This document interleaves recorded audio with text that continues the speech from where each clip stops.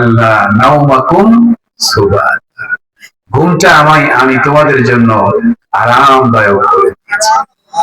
ওয়াজআলনাল লাইলা লিবাসা, আর রাতটাকে আমি লিবাস বানিয়ে দিয়েছি, একেবারে অন্ধকার দিয়ে ঢেকে দিয়েছি যাতে তোমরা আরামে ঘুমাতে পারো। আর এমন ঘুম দিচ্ছি রে বাবা, একেবারে হাত্তা মাতলাই শামস, কথা কোন ঠিক কি? সূর্য যখন দোহা পর্যন্ত উঠে যাবে তখনও মুসলমানের ঘুম ভাঙে, ঠিক না? ঠিক। খবর আছে, খবর আছে। এই ঘুম চির ঘুম না, ঘুমানোর টাইম আছে না নাই? জোরে বলেন আছে না নাই? কমন ঘুমায় না রে, নাম জপ আল্লাহ,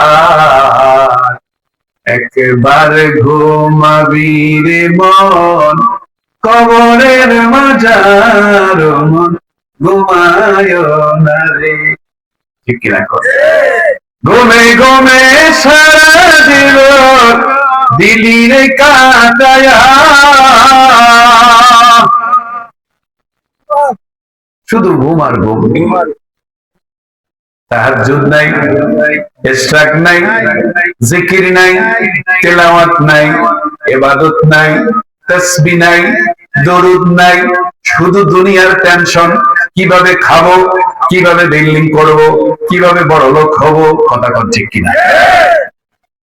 আর এই টেনশনে হারাম জিনিস উপার্জন কইরা সন্তানকে 10তলা বিল্ডিং বানিয়ে দিয়ে গেছে 5টা, একটা থেকেও কোনো সওয়াব ওই কবরে পৌঁছবে না, কথা কয় না? কি একমত না?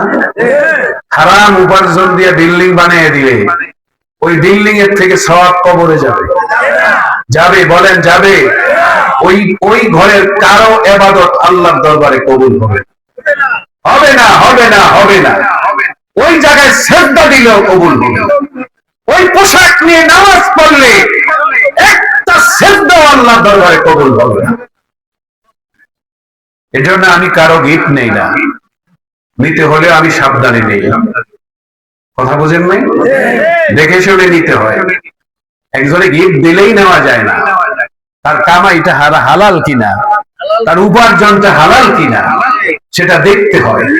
কারণ সে অবৈধ পন্থায় উপার্জন করে আপনাকে একেবারে দামি একটা কাপড় দিয়ে দিলে, আপনি জামা বানিয়ে দিয়ে গায়ে দিতেছেন, মানুষে বলতেছে কিরে এটা বাইলি করি, কথা কোন ঠিক কিনা? জোরে আরে কইস না, দোস্ত দিল আর কি, কিন্তু দোস্তের কামাইটা যে সুদ ঘুষের মধ্যে, দোস্তের কামাই যে দুর্নীতির মধ্যে, দোস্তের কামাই যে অবৈধ ব্যবসা, কথা কোন ঠিক কিনা?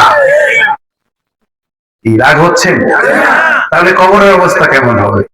দুনিয়ার অবস্থা ভালো না হলে কবরের অবস্থাও কি ভালো হবে না, কথা কোন ঠিক না? কবরে যাইতে হবে না, যাইতে হবে না? ঘুমে ঘুমে সারা জীবন দিলি রে কাটায়া, কি জবাবে দিবি রে মন, হাসরের মাজার মন ঘুমায় না রে, নাম জপ আল্লাহ, একবার ঘুমাবি রে মন, কবরের মাজার মন ঘুমায় না রে, ঠিক কিনা?